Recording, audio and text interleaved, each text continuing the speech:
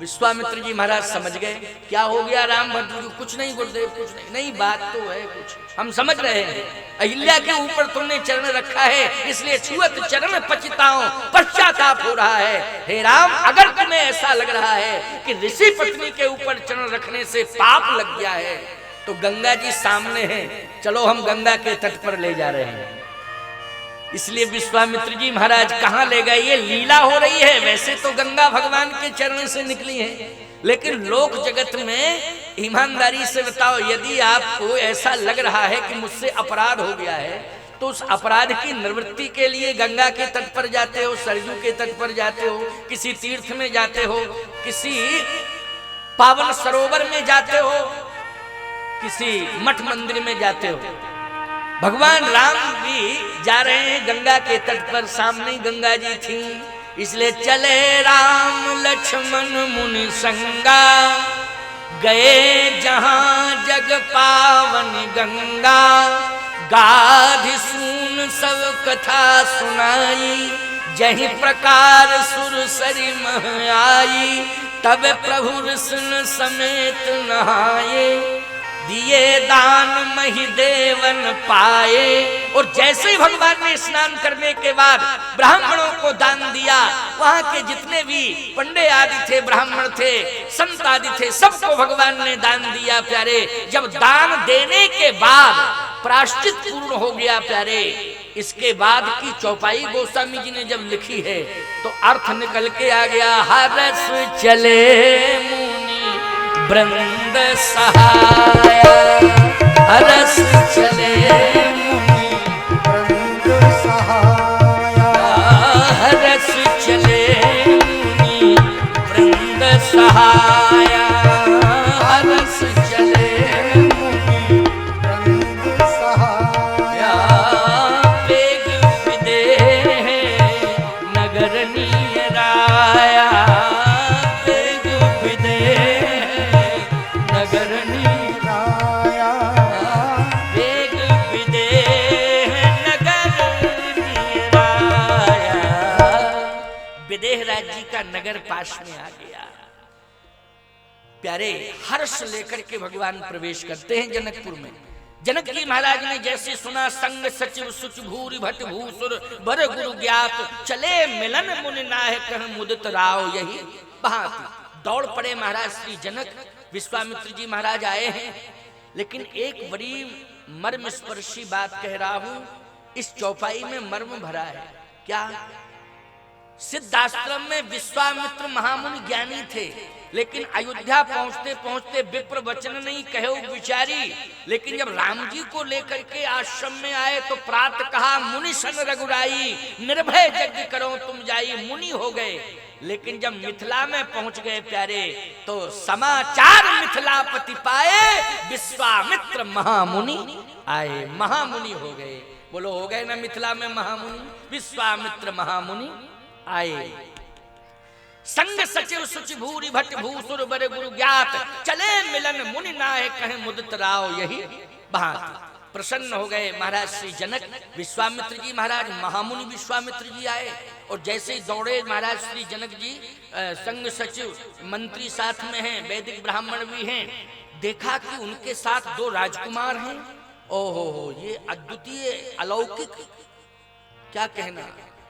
सहज विराग रूप मन मोरा, उथकित होत जिम चंद्र चकोरा। इन्हीं बिलोकत अति अनुरागा, बरबस ब्रह्म सुख मन त्यागा। बरबस ब्रह्म सुख मन त्यागा। देखो ब्रह्म ज्ञानी है महाराज श्री जनक, और आज ब्रह्म ही तो दिखाई दे रहा है। जिसे निर्गुण निराकार कहते थे, आज वो सगुण साकार बन के आ गया। व्यापक ब्रह्म निरंजन निर्गुण विगत विनोद, सो अज प्रेम भगत बस कौशल्या की गोद। आज वही ब्रह्म आ गया। महाराज श्री जनक ने नेत्र बंद किए, सोचा जनक तेरा कार्य पूर्ण होने वाला है निश्चित रूप से। अभी तक तू ब्रह्म का चिंतन करता था, लेकिन आज ब्रह्म का दर्शन कर रहा है। ब्रह्म का दर्शन। माताओं थोड़ा धैर्य धारण करना, बाद में सबको मौका दिया जाएगा। ये चरण पादुका पूजन का समय बाद में सबको मिलता है, इसलिए थोड़ा सा धैर्य धारण करना। प्रकाश की व्यवस्था कर दी जाए, क्योंकि प्रकाश की पर्याप्त व्यवस्था हो गई होगी, मैंने कल संकेत दिया था। और यदि नहीं है तो जो भी व्यवस्था है उसको कर दीजिए। थोड़ा अंधकार सा हो रहा है पंडाल में, क्योंकि सूर्य अस्त हो गया है, इसलिए प्रकाश की पर्याप्त व्यवस्था वैसे है परिसर में। उसको जो भी इलेक्ट्रिशियन हो उनको ध्यान देना है कि वो पर्याप्त व्यवस्था कर दें प्रकाश, क्योंकि किशोरी जी का विवाह होने जा रहा है। आज किशोरी जी वर्ण करेंगे, शक्ति ब्रह्म का वर्ण करेगी, ब्रह्म शक्ति का वर्ण होगा, ब्रह्म शक्ति का मिलन और वर्ण, ये महत्वपूर्ण बात होगी। और आप इसे मन लगा करके सुनना, क्योंकि संसार वालों के जब विवाह होते हैं तो कितनी तैयारी करके जाते हो, बोलो जाते हो कि नहीं, और खूब समय भी देते हो। हमारी रिश्तेदारी है महाराज, इसलिए हम यहाँ 2 दिन से पड़े हैं। कोई कहता है महाराज आज ही हम आए हैं, लेकिन अब पूरा समय देके ही जाएंगे जब तक विवाह संपन्न नहीं होगा। तो संसारी विवाह होते हैं तो रिश्तेदारी मान करके, नाता मान करके पर्याप्त समय देते हो। लेकिन भगवान का जब विवाह हो, सीताराम जी का विवाह हो, तो उसमें यदि ये सोच लिया जाए मन में कि आए तो हैं लेकिन थोड़ा समय कम है और भी काम करने हैं, इसलिए उन कामों को भी पूरा कर लिया जाए। कथा में आना था तो आ गए, समय दे दिया। ऐसा भाव यदि मानोगे तो याद रखना, जिंदगी जब तक रहेगी फुर्सत न होगी काम से। कुछ समय ऐसा निकालो, प्रेम कर लो राम से। इसलिए सीताराम जी का विवाह हो रहा है। सीताराम जी के विवाह में अगर समय नहीं है तो इससे बड़ा दुर्भाग्य और क्या होगा। इससे बड़ा दुर्भाग्य जिंदगी का दूसरा नहीं हो सकता है, क्योंकि ये महा महोत्सव है। सिय रघुवीर विवाह जे सप्रेम गावहि सुने, तिन कहां सदा उठाए मंगलायतन राम यश। इसलिए प्रेम से श्रद्धा पूर्वक किशोरी जी वर्ण करने वाली हैं प्रभु श्री राम, और प्रभु श्री राम ब्रह्म शक्ति का वर्ण करेगा, शक्ति ब्रह्म का। इसलिए ब्रह्म शक्ति का वर्ण मिलन हो रहा है। ये महा महोत्सव है। रामचरितमानस की कथा की परंपरा में आज का ये विवाह का प्रसंग है, जिसे मैं थोड़े ही समय में पूरा कर दूंगा। प्रसंग तो बहुत बड़ा है, लेकिन समय का अभाव तो रहता ही है ना। लेकिन समय के अभाव में भी थोड़ा हवाई सर्वे हो जाता है, तो हवाई सर्वे में वो सब कथाएं पूरी हो जाती हैं। भगवान राम जैसे पहुंचे, जनक जी ने समझ लिया, जनक जात अब लोकहि कैसे, सजन सगे प्रिय लागे जैसे। जनक जी ने कहा बस तेरा कार्य पूरा हो गया जनक, तू ब्रह्म ज्ञानी है, अभी तक ब्रह्म का चिंतन करता था लेकिन आज ब्रह्म आ गया है।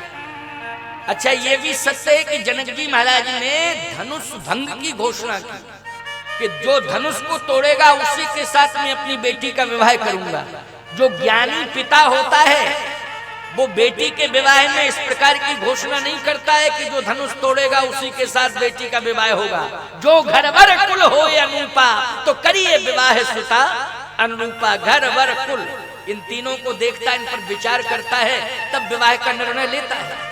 लेकिन यहाँ जनक जैसे ज्ञानी ने 100 पुरारी को दंड कठोरा, राज समाज आज जोई तोरा, त्रिभुवन जय समेत वै देही, बिनहि विचार बरे हट तेही। जो शंकर के प्रचंड धनुष का खंडन कर देगा, मैं अपनी बेटी का विवाह उसी के साथ कर दूंगा।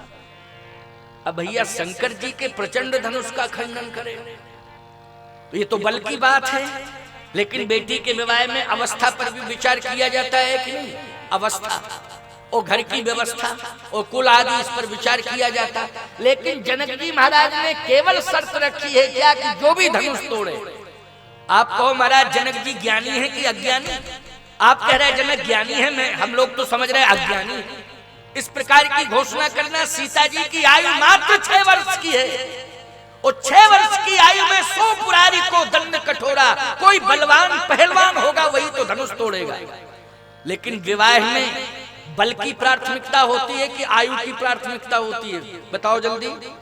आयु की प्राथमिकता होती है, और आयु के साथ साथ शिक्षा की प्राथमिकता होती है, और शिक्षा के साथ साथ कुल खानदान की भी प्राथमिकता जुड़ी होती है। बोलो ये सब जुड़े होते हैं कि नहीं? लेकिन जनक जी ने ना कुल पर विचार किया, ना उन्होंने शिक्षा पर विचार किया, ना अवस्था पर विचार किया। सो पुरारी को दंड कठोरा, राज समाज आज जो तोरा, त्रिभुवन जय समेत वैदेही बिनहि विचार बरहट ते ही।